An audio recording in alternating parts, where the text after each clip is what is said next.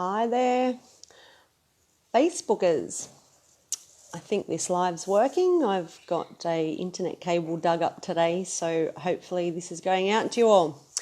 Thank you all for watching last week when I did a bit of a live video, just trying to get information out there to people. And I thought this is a great platform. It's Wednesday. I did it Wednesday last week, so now I'm going to try and do it every Wednesday. Wednesday's Hump Day. We've had the beginning of the week, now we're on the downhill. So we're going to call them Humpday Healings and just have a little bit of a conversation.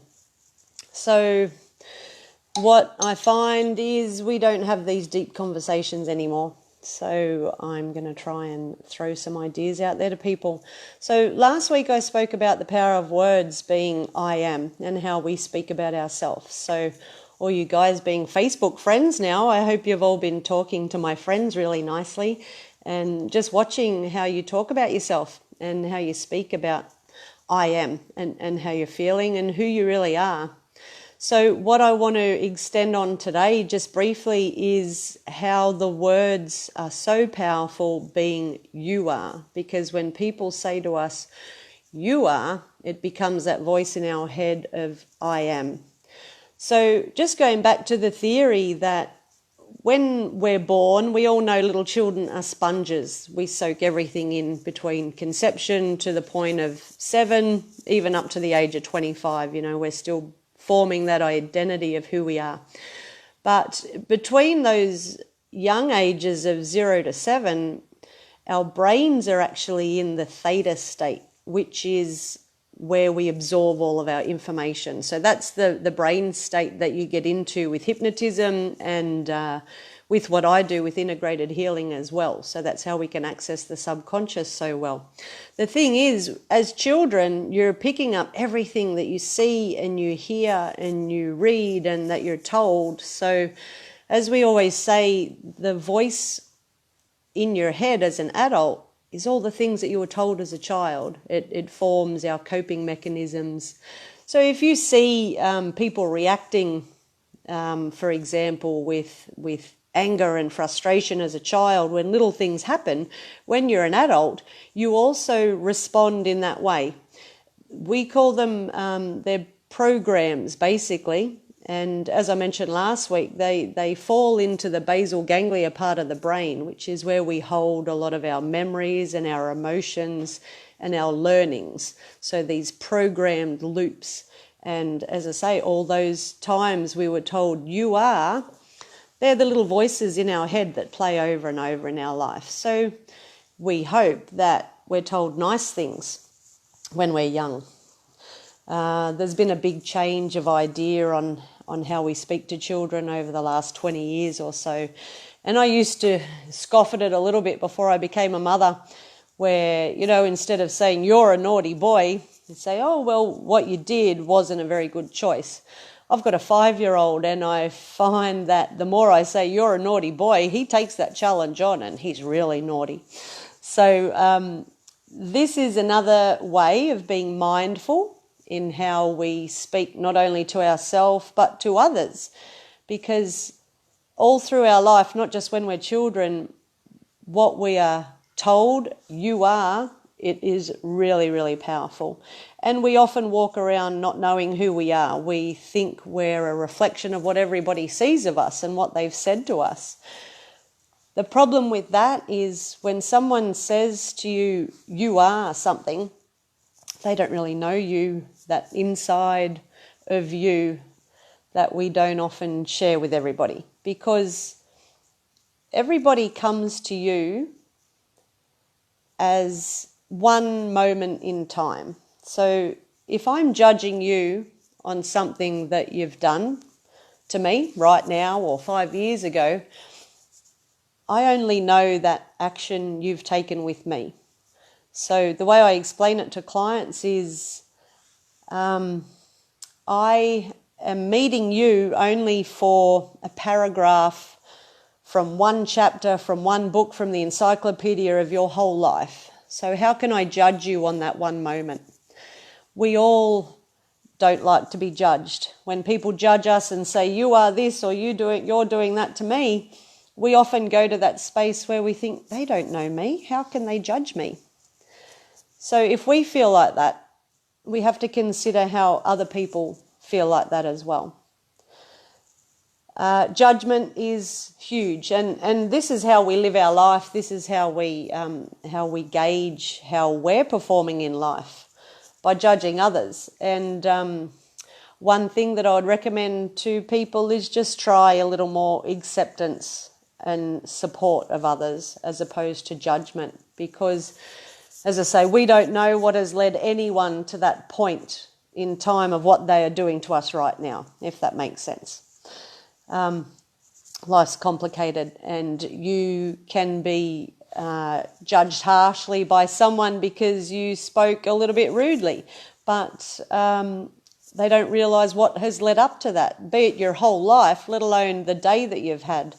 And it allows us to be more patient with people, more compassionate. The more you've experienced in your own life, the more you should be able to be compassionate to others, because we know that life isn't always rosy and smooth, and it builds us into who we are.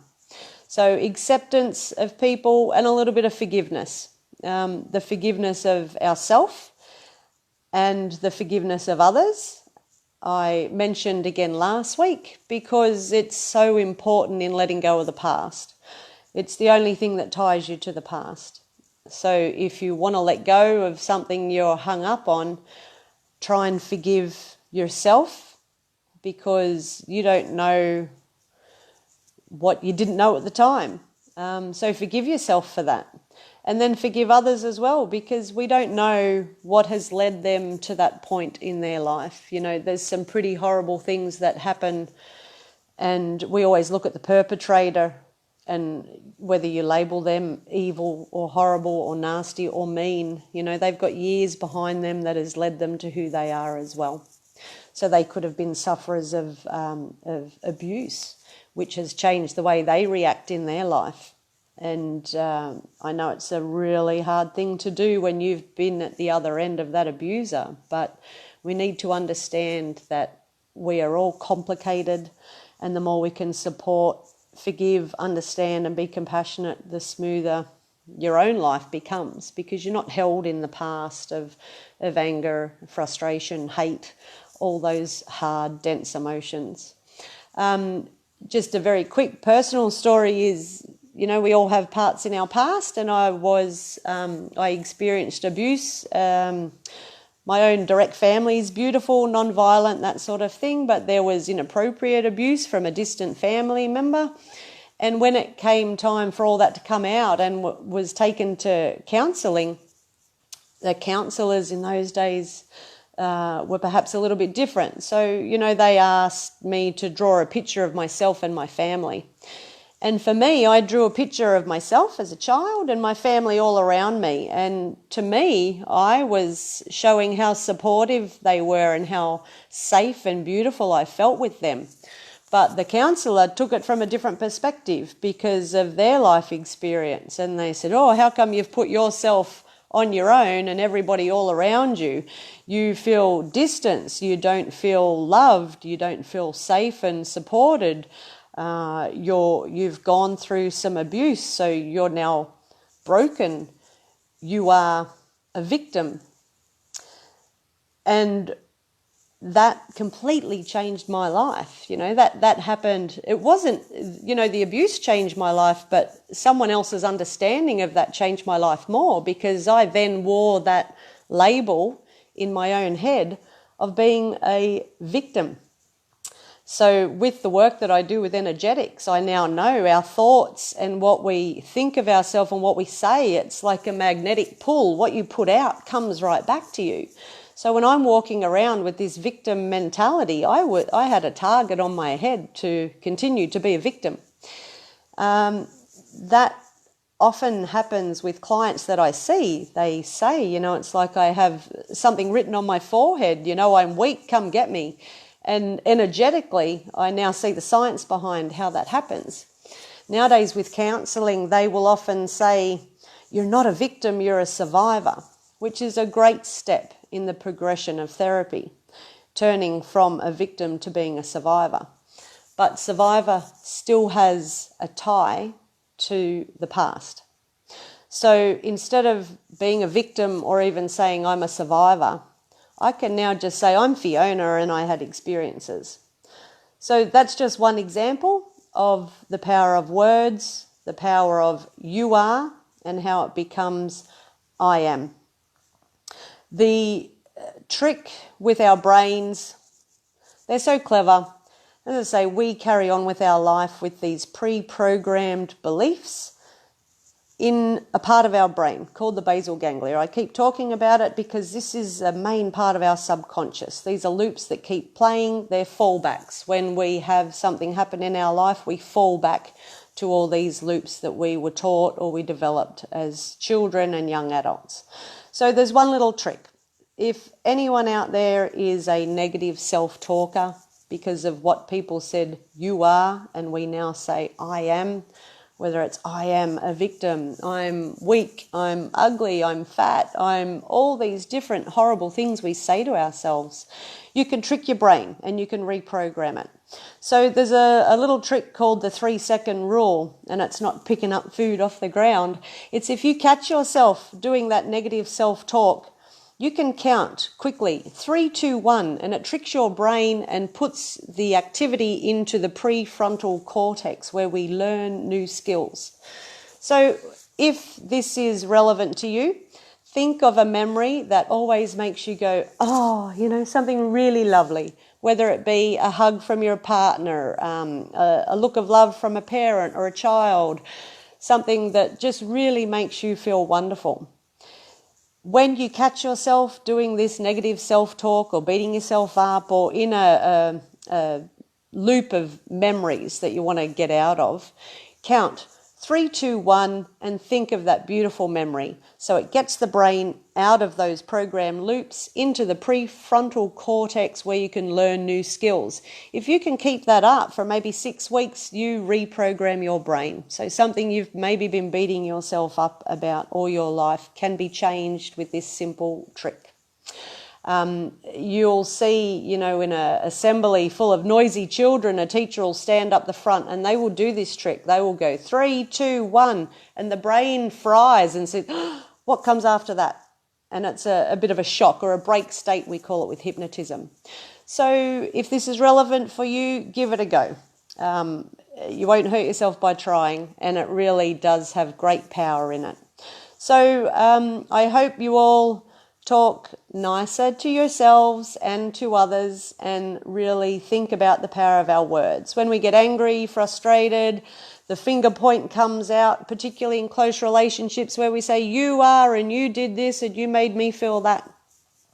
Instead of that, put your own self on the table. Instead of pushing it onto others, maybe just sit down and say, I feel like this. And when people say things to me, it makes me feel worse. So just try a little different tact with yourself and with others.